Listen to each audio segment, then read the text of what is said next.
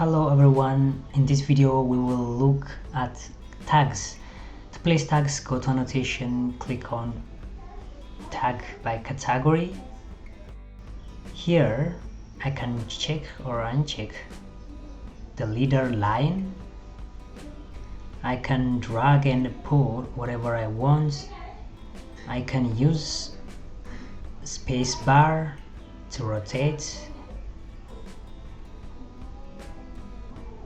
It shows the size of the duct.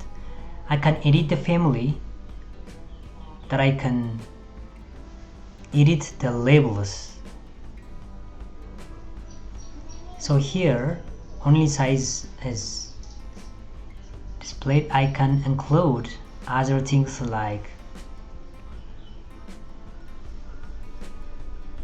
system type, and I can put up, and I can use break here. So two properties are displayed.